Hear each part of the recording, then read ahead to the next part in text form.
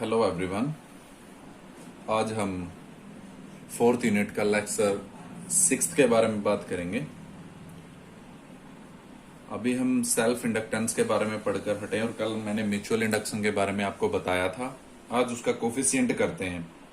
Coefficient of mutual induction क्या होता है, या म्यूचुअल इंडक्टेंस भी इसको बोल देते हैं। और हमने प्रीवियस सेल्फ इंडक्टेंस का भी कोफिशिएंट किया था। आई होप वो भी आपको अच्छे से समझ में आया होगा और आप अच्छे से अपना काम कर रहे होंगे। आगे बढ़ते हैं।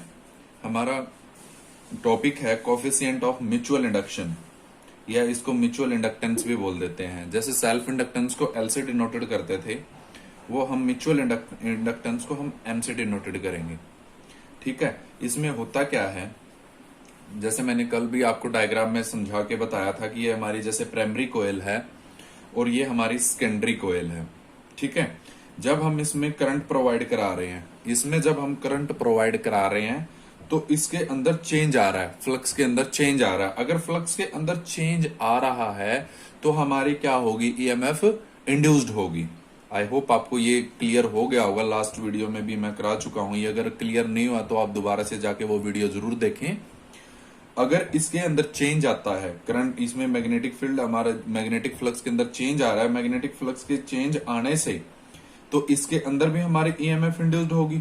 इसमें ये करंट प्रोवाइड करा रहे हैं तो इसके साथ साथ इसमें भी हमारी मैग्नेटिक लाइन मूव कर रही है। मैग्नेटिक लाइन मूव कर रही है तो इसके अंदर मैग्नेटिक फ्लक्स में चेंज आ रहा है। तो चेंज किस वजह से आ रहा है, जब हम की को ऑन करते हैं तो की को ऑन करते ही ये एकदम से मैक्सिमम स्टेज पे नहीं जाता करंट, तो ये क्या करता है, धीरे धीरे जाता है। तो इससे क्या होगा, चेंज आता है, करंट के अंदर चेंज आएगा। करंट के अंदर चेंज आने से मैग्नेटिक जो फ्लक्स है उसके अंदर चेंज, और मैग्नेटिक फ्लक्स में चेंज आने से हमारी ईएमएफ इंड्यूस्ड हो जाती है। ठीक है। तो वो किसके अलोंग हो रही है, इस प्राइमरी कोयल के अलोंग। करंट तो हम ओनली प्राइमरी कोयल के अंदर ही दे रहे हैं, फ्लक्स हमारा चेंज इसके अंदर हो रहा है। अगर फ्लक्स इसमें चेंज हो रहा है तो हमारी ईएमएफ भी इसके अंदर इंड्यूस हो रही है। तो हमने इसका फ्लक्स मान लिया है φ2, ये सेकेंडरी कोयल का फ्लक्स है, और ईएमएफ भी हमने इसकी मान ली है E2 सेकेंडरी कोयल की। ये P1 P2 ये प्राइमरी कोयल है, ये सेकेंडरी कोयल है। इसमें क्या दे रखा है, ये यही लिखा है, जो फ्लक्स लिंक्ड है विद सेकेंडरी कोयल, जो फ्लक्स लिंक्ड है किसके साथ, सेकेंडरी कोयल के साथ, वो डायरेक्टली प्रोपोर्शनल किसके हुआ, जो करंट फ्लो हो रहा है प्राइमरी कोयल के अंदर। प्राइमरी कोयल के अंदर जो करंट फ्लो हो रहा है और ये फ्लक्स किसके डायरेक्टली प्रोपोर्शनल है, इसके। अगर जितना इस करंट के अंदर चेंज आएगा उतना ही इसके अंदर मैग्नेटिक फ्लक्स में चेंज आएगा। ठीक है। तो हमारा क्या हो जाएगा, φ2 किसको डिनोटेड कर रहा है, सेकेंडरी कोयल का मैग्नेटिक फ्लक्स। ठीक है। Directly proportional to I1 current, जो ये प्राइमरी कोयल के अंदर करंट है, तो ये डायरेक्टली प्रोपोर्शनल है दोनों के। डायरेक्टली प्रोपोर्शनल का साइन हटाने के लिए यहाँ पे हमने m ले लिया, φ2 is equal to MI1। m क्या है, एक कांस्टेंट ऑफ प्रोपोर्शनलिटी है जिसको म्यूचुअल इंडक्टेंस बोला जाता है। ठीक है। अगर ये चेंज आ रहा है तो हमारी ईएमएफ भी इंड्यूस हो रही है। मैग्नेटिक फ्लक्स अगर φ2 बन रहा है तो ईएमएफ इंड्यूस हो रही है। ईएमएफ हमारी E2 हमने ले ली है इसके अंदर, तो E2 क्या हो जाएगा, minus d∅2 by dt। Flux कौन सा है, सेकेंडरी कोयल का फ्लक्स है। सेकेंडरी कोयल का फ्लक्स ये हमारे पास d∅2 बाई dt, और ये नेगेटिव साइन किसको इंडिकेट कर रहा है, अपोजिंग द करंट। ठीक है। अपोजिशन ऑफ करंट, ये लास्ट वीडियो में भी मैं बता चुका हूं। ठीक है। E2, अब इसके अंदर φ2 की ये वैल्यू रखते हैं, तो यहाँ पे वैल्यू रखेंगे जैसे हमने लास्ट सेल्फ इंडक्टेंस के कोफिशिएंट में किया था, सेम ऐसा यही कर रहे हैं। Mi इसके अंदर तो ये तो कांस्टेंट है, ये तो हमारा बाहर आ जाए। चेंज किसके अंदर आ रहा है, करंट के अंदर। एक बार इंक्रीमेंट हो रहा है, एक बार डिक्रीमेंट हो रहा है जब स्टॉपेज होगी। ठीक है। तो di बाई dt। अब ये m को इसी साइड रखते हैं तो ये इसके डिवाइड में चला जाएगा, di बाई dt E2 और माइनस। तो हमारे पास जो सेल्फ इंडक्टेंस, ये म्यूचुअल इंडक्टेंस है, वो हमारे पास क्या बन जाएगा, minus E by di by dt। तो इसकी SI यूनिट क्या होगी, Henry.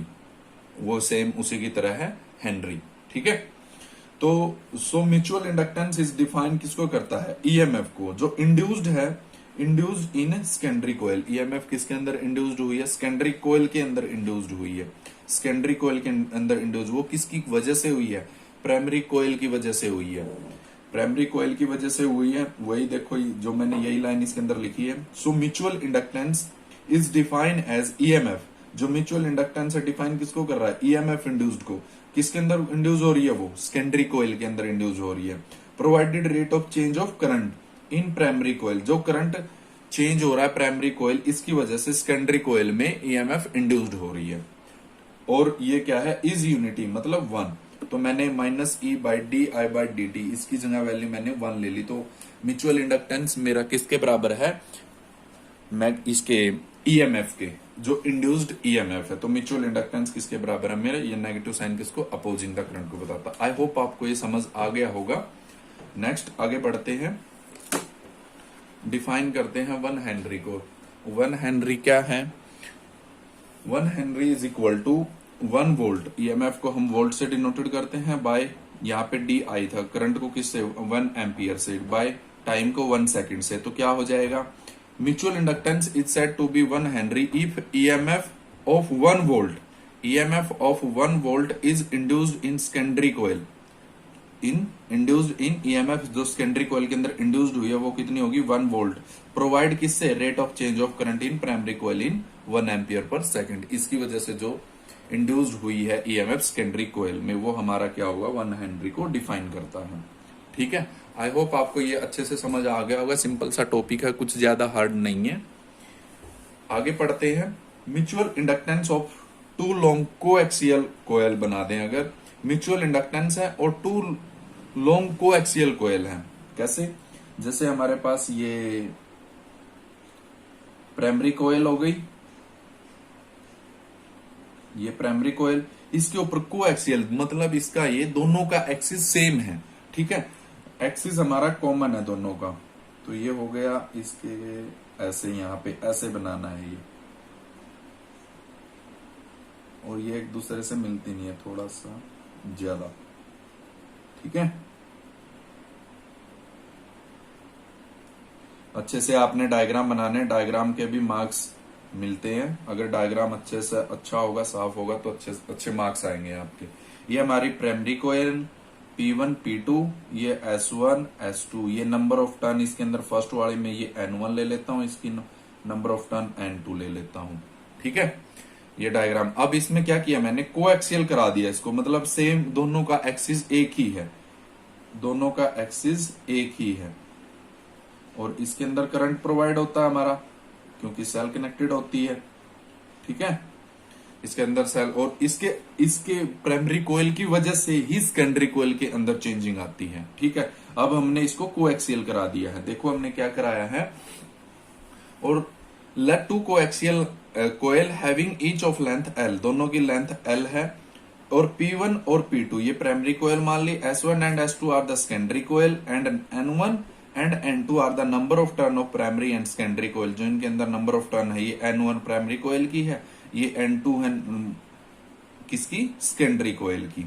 Late primary coil having area of cross section A, हमारा एक से ही पता चल जाएगा, एरिया प्राइमरी कोयल से ही हमारा एरिया ऑफ सेक्शन का हम पता लगा सकते हैं। सेकेंडरी कोयल के एरिया की कोई नीड नहीं है, क्योंकि करंट हमारा किससे, इसी से जा रहा है, और इसी से हमारी मैग्नेटिक फील्ड। देखो जैसे ये हमारे पास ये प्राइमरी कोयल है, प्राइमरी कोयल है, और इसके अंदर करंट हम दे रहे हैं, तो मैग्नेटिक लाइन निकल रही है। मैग्नेटिक लाइन ये लॉन्ग डिस्टेंस मैग्नेटिक लाइन है, और इसी की वजह से इसके ऊपर ही कोएक्सियल्ड हुई है दूसरी सोलेनोइड।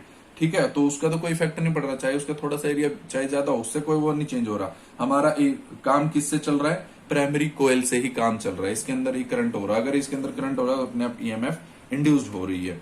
तो we know that flux link with secondary coil, तो फ्लक्स सेकेंडरी कोयल के अंदर लिंक्ड है, जैसे मैंने प्रीवियस वीडियो में भी बता रहा हूं, अभी जो कोफिशिएंट करवाया उसमें भी मैंने बताया है। With secondary coil is directly proportional किसके होगी, जो प्राइमरी कोयल है उसके करंट के। तो φ2 डायरेक्टली प्रोपोर्शनल टू I1। φ2 ये डायरेक्टली प्रोपोर्शनल का साइन हटाते हैं, M आएगा। M क्या है यहाँ पे, सेल्फ इंडक्टेंस है, सेल्फ इंडक्टेंस। हम लॉन्ग सोलेनोइड में भी हम कर चुके हैं। वी नो दैट, एक लास्ट वीडियो में भी मैंने बताया था कि जो फ्लक्स है हमारा लॉन्ग सोलेनोइड के लॉन्ग, वो क्या होता है, BA cos थीटा होता है, BA cos थीटा। और थीटा इसमें क्या होगा, 0 डिग्री के बराबर। ये भी मैं पीछे बता चुका हूं, BA लॉन्ग सोलेनोइड वाली निकाल के देख लेना अगर आपको ये नहीं पता। तो इसमें थीटा रखते हैं, तो BA cos थीटा, थीटा की जगह 0, 0 की वैल्यू 1 होती है, ये cos 0 1, तो BA कितना आ गया, ये 1। और ये नंबर ऑफ टर्न, ये हमारी नंबर ऑफ टर्न के लिए कि जितनी भी नंबर ऑफ टर्न होगी उसके लिए हमने डिनोटेड करा दिया for N number of turn. तो हमारा फ्लक्स कितना हो जाएगा, φ2 ये हमने ले लिया सेकेंडरी वाली का ही, N2 B1। मैग्नेटिक फील्ड तो किससे काम चल रहा है हमारा, फर्स्ट वाली प्राइमरी कोयल से ही। ये मैंने अभी बताया ना, मैग्नेटिक फील्ड तो ये फर्स्ट वाली से हमारा काम चल रहा है, हमें सेकेंडरी का से कुछ लेना देना ही नहीं है, तो हम उसका एरिया लेंगे ही नहीं। तो फर्स्ट वाली से चल रहा है तो हमने उसको डिनोटेड कर दिया B1। और ये एरिया किसका, प्राइमरी वाली कोयल का, ठीक है, जो मैंने किससे डिनोटेड करा था, primary coil having area of cross section A. तो हमारा N2 B1 A, ये इक्वेशन फर्स्ट मान ली, ये हमारी इक्वेशन सेकंड हो गई। तो at the centre of solenoid क्या हो जाएगा, at the centre of solenoid, solenoid के सेंटर पे हमारे पास क्या हो जाएगा, हमारे मैग्नेटिक फील्ड किसके बराबर होती है, म्यू नॉट एन आई होती है, म्यू नॉट एन आई होती है। और उसमें हमारे पास वैल्यू कितनी हो जाएगी, उसमें हमारे पास वैल्यू कितनी हो जाएगी, म्यू नॉट एन आई में जब यहाँ पे लेते हैं तो ये क्या हो जाएगी, number of turn by length, ठीक है। तो हमारे पास B1 की वैल्यू क्या हो जाएगी, mu not an I L N1 by L I1। इसको इक्वेशन थर्ड मान लेंगे। जो ये इक्वेशन थर्ड आई है B1 की वैल्यू, इसको इससे लास्ट वाली जो इक्वेशन हमने सेकंड मानी थी उसके अंदर पुट करा देंगे। और वो लास्ट वाली इक्वेशन क्या आई थी हमारी, ये हमारे पास ये इक्वेशन थी N2 B1 A। तो इसके अंदर मैं वैल्यू को पुट करा रहा हूं B1 की वैल्यू, तो क्या हो जाएगी, N2 B1 की जगह ये आ गई हमारी वैल्यू और इंटू A, ठीक है। और ये इक्वेशन फोर्थ मान लेता हूं, जो फर्स्ट वाली थी और फोर्थ है इनको कंपेरिजन करा लेता हूं। ये वाली, ये फर्स्ट हो गई और ये फोर्थ, इनको कंपेरिजन करा रहा हूं। दोनों की क्या है, φ2 की वैल्यू है और इनको लेफ्ट साइड इक्वल रख लेता हूं। MI1 बराबर इसको म्यू नॉट N1 और N2 इनको एक साथ इकट्ठा कर लिया, I1 A by L। I1 से I1 कैंसिल आउट हो जाएगा, M किसके बराबर बचा, mu naught N1 N2 A by L, ठीक है। आई होप आपको ये समझ आ गया। कल जैसे हमने लास्ट में स्पेशल केस किया था, इसका और स्पेशल केस कर लेते हैं। If instant of air any medium is field, अगर उसके अंदर कोई मीडियम को भर दे, हम कोई मीडियम फील्ड कर दे, तो क्या होगा उसके अंदर, M is equal to mu, यहाँ इस नोट की जगह M आ जाएगा मीडियम, वही same N1 N2 A by L equation मान लेते। हमारी रिलेटिविटी है, रिलेटिव परमिटिविटी, उसके अलोंग क्या होगा, relative permittivity medium, any medium और air, mu m by mu naught. यहाँ से म्यू एम निकालते तो ये इधर हो जाएगा, relative permittivity mu naught. Mu M की जगह यहाँ वैल्यू रखेंगे, put the value in equation fifth. तो एम बराबर इसकी जगह ये आ जाएगा mu naught mu R N1 N2 A by L। तो ये हमारा क्या निकल के आ जाएगा, coefficient of self o mutual inductance, ठीक है। आपको अच्छे से समझ में आ रहा होगा। अगर कोई डाउट होता है तो आपने कमेंट करना है, मैं उसका रिस्पॉन्स करूंगा। और आपने कंटिन्यू अपना सिलेबस रखना है। Thank you.